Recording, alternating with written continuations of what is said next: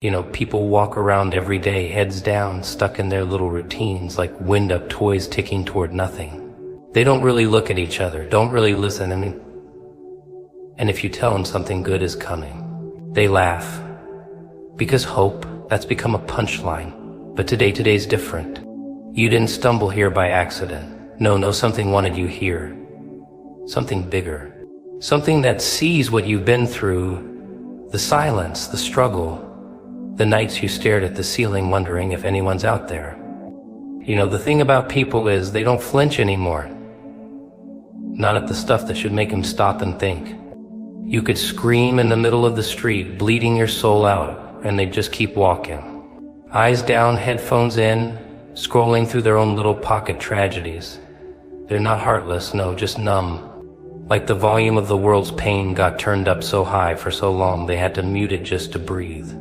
Every day it's the same routine: wake up, check the phone, bad news, worse news, maybe something ridiculous in between to laugh at for a second, then back to the grind. There's no space for surprise anymore, no wonder, no awe, just survival. People aren't living. They're coping, and they're good at it. Really good. So good they don't even realize they're doing it. Smile for the camera. Nod in the meeting. Cry in the shower. Repeat. And you throw something at them, anything that sounds like light, like hope, like maybe, just maybe things could get better. Aha. They look at you like you're the crazy one. Because we've trained ourselves to expect the worst, haven't we? That's the punchline. People feel safer assuming everything will fall apart. That way they don't get disappointed. That way, when life hits them with another gut punch, they can say, see, told you so. There's comfort in cynicism. It's predictable. It doesn't let you down. Hope, on the other hand, oh, that's risky business, that's dangerous. Hope asks you to believe. Hope says, maybe this time it'll be different. But people have been burned too many times, trusted too many lies, sat too long in empty rooms waiting for something that never showed up. So now they treat good news like it's a setup, like someone's playing a joke, like behind every smile there's a knife, behind every promise a trick. You tell them God has something for them, and they laugh not because it's funny, but because it hurts. And laughing's the only way to keep from screaming. It's wild, isn't it? That we've gotten so used to pain, we'd rather live in it than risk stepping into something better. Misery is familiar, predictable. You can set your watch to it. But healing, that's a foreign language. Kindness, that's suspicious. You tell someone they're worthy, they think you're trying to sell them something. You offer them love, they check the small print. This world, it didn't just kill dreams, it made people feel stupid for having them. Like if you're still hoping for something good, you're naive. If you still believe in purpose, you must be delusional. So they tuck those dreams away, deep, where no one can see them, where they can pretend they never existed. Because if you kill your own hope first, the world can't take it from you. But somewhere in the middle of all that noise, all that armor, all that numbness, something still beats. Something still aches. People want to believe. They just don't know how anymore. They don't know where to look. And even if they find it, they don't trust it. Because nothing real ever came without a cache, right? So they keep walking, keep scrolling, keep pretending. Because facing the truth that maybe there is something more, something better, something divine trying to reach them, that truth, it's too raw, too big, too dangerous. Because if it's real, then they have to feel again. They have to wake up. And that's scarier than any nightmare. Isn't it strange how people react when you tell them something good? Not bad they're used to. Bad is normal. Bad is routine. But good, genuine, honest to God good, that freaks them out, makes them nervous, like they're being watched, like someone's setting them up for the fall. You whisper, there's good news, and their first instinct isn't joy. It's suspicion. Because in this world, good news has become the rarest thing of all. Not because it doesn't exist, no. It's out there, still fighting. still crawling its way through the wreckage. But people, they don't believe in it anymore. They hear those words, something good is coming, and they flinch. Like it's a trap. Like you're dangling hope on a string just to yank it away. They've been trained that way. Conditioned like rats in a lab. Ring the bell, give them pain, over and over. So now even when the bell rings with a blessing, they brace for the hit. You tell someone God has good news and they tilt their head, give you that half smile, tight-lipped, eyes hollow. They've heard that before. They've seen it written on signs outside buildings that turn them away. Heard it from voices that promised love but only offered shame. So when you say it again, even if it's real this time, even if the news is pure and burning with light, they can't take it at face value. They're looking for the wires, waiting for the catch, because nothing this world gives is free, right? People used to believe in messages from above. They'd look up at the sky and think, maybe something's watching. Maybe something cares. Now they look at the sky and think, rain again. They stopped looking for signs. Or maybe they just stopped recognizing them. Because it's hard to see a miracle when your eyes are covered in scars.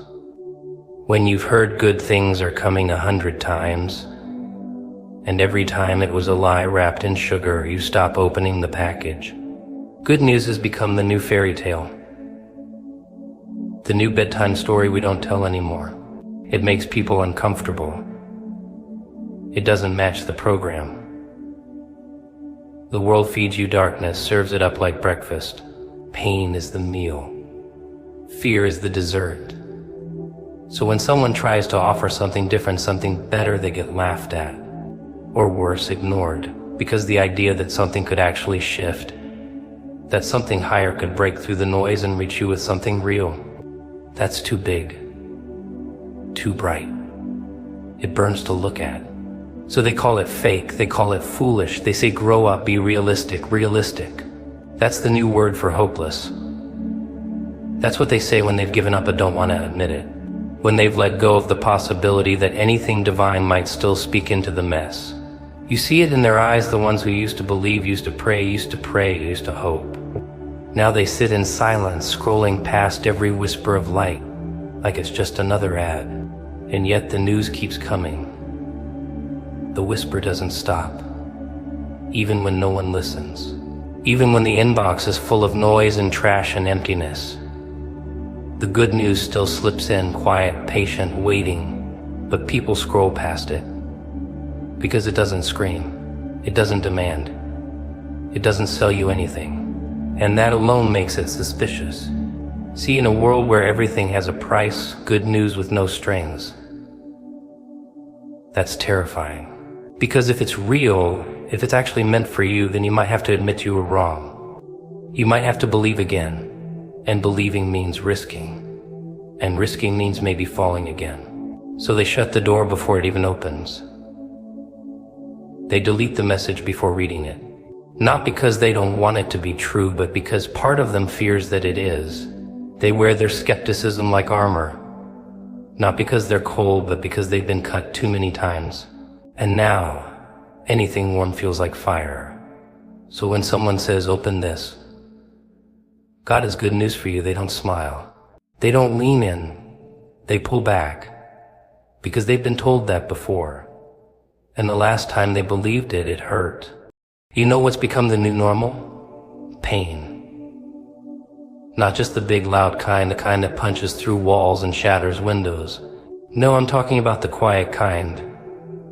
The one that sits behind your eyes when you're smiling. The ache in your chest when someone asks you okay and you nod, because what else are you supposed to say? That everything feels heavy. That getting out of bed feels like dragging chains behind you. Nah, people don't say that, they just keep moving. Because somewhere along the line, pain became the price of being alive. Isn't that funny? Not half funny, more like tragic clown funny. People walk around every day with bruises no one can see, wearing masks, note one. They laugh at memes, post filtered photos, and then cry behind locked bathroom doors. And that's just life, that's the program if you're hurting. The world doesn't want your mess. It wants your productivity, your smile, your silence, joy. That's the alien now, Joy is what people look at like it's a museum piece. Something old, fragile, something they used to touch when they were kids before the world showed them the bill. You ever see someone try to be genuinely happy these days? It's almost awkward. People don't know what to do with it. Like someone walked into a funeral wearing a birthday hat. It doesn't fit. It makes people uncomfortable. Because deep down everyone's waiting for the punchline, for the crash, for the bad news to come and steal it all away. That's the setup now. Misery is familiar. Misery is easy to talk about. Misery builds communities. Misery gets likes. But joy, real joy, the kind that lights your soul up from the inside out, that's suspicious. That's unrealistic. You tell someone it's okay to be happy and they look at you like you're trying to sell snake oil. Because they've been taught that happiness has a shelf life. That if you feel good today, better brace for tomorrow. And that's not their fault. Not really. The world hands out trauma like candy. Broken homes, broken hearts, broken promises, it's all part of the welcome package. People grow up fast, learn that nothing stays, that no one sticks around, that every good thing comes with fine print. So of course they stop trusting joy.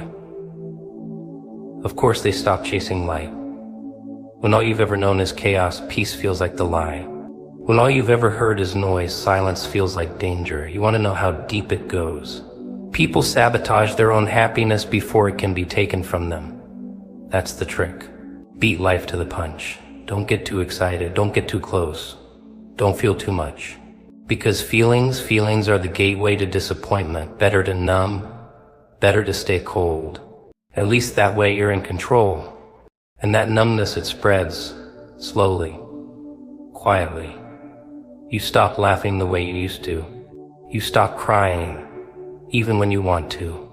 You stop dreaming, because dreams are dangerous, and you start to forget. Forget what it felt like to wake up and actually want to. Forget what it meant to feel alive, because now you're just existing, going through the motions, breathing but not really living. And the saddest part, most people think that's just how it is. They don't even question it. They don't even wonder if maybe, just maybe, it could be different. Because the world convinced them that suffering is noble, that being broken is brave, that if you're not in pain, you're not paying attention. But what if that's the real lie? What if joy wasn't the weakness? What if it was the rebellion? See, when people forget how to feel joy, when they treat happiness like a stranger, they lose something sacred. They stop hearing the music under the noise. They stop noticing the little miracles. A sunrise. A child's laugh. That one moment in the middle of the chaos where everything feels still. It's all still there, but they miss it. Because they're too busy preparing for the next hit. Pain became the baseline, the home setting. And anything outside of that, too risky, too foreign. So people stay where it hurts. Because at least it's familiar. At least they know how to survive it. They forget that there was ever a time when they didn't feel like this, when joy was natural, when hope wasn't just a punchline, when the world still felt like it had something to offer.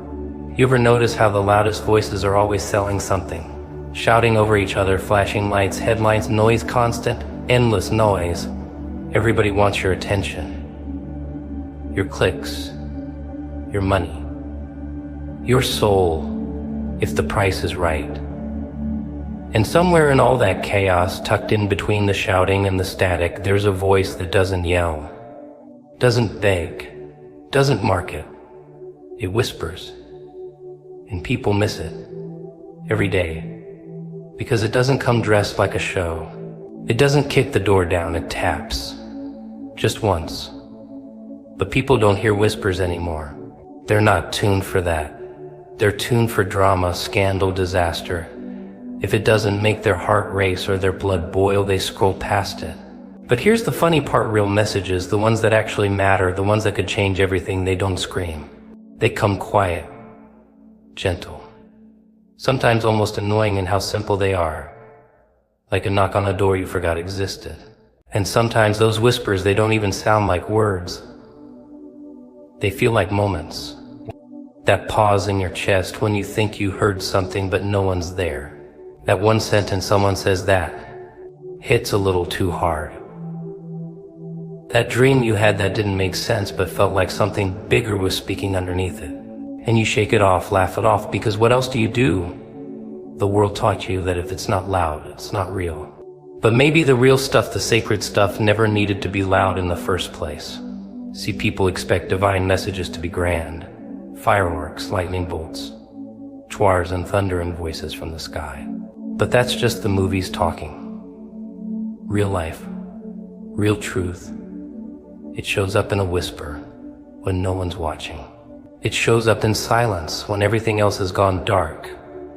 And most of the time it looks like nothing, just a thought, a nudge. A strange feeling that something's trying to reach you. But people ignore it, not because they don't want to hear it, but because they don't trust quiet anymore. Quiet makes them uncomfortable.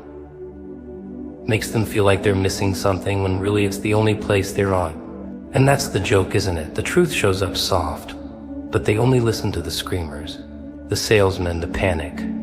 So the whisper waits, and waits, and waits. Sometimes it shows up through someone's voice, a person you barely know saying something that cuts through all the armor you've built. A stranger's kindness that makes you want to cry for reasons you can't explain. A line in a book that feels like it was written just for you. Coincidence, maybe.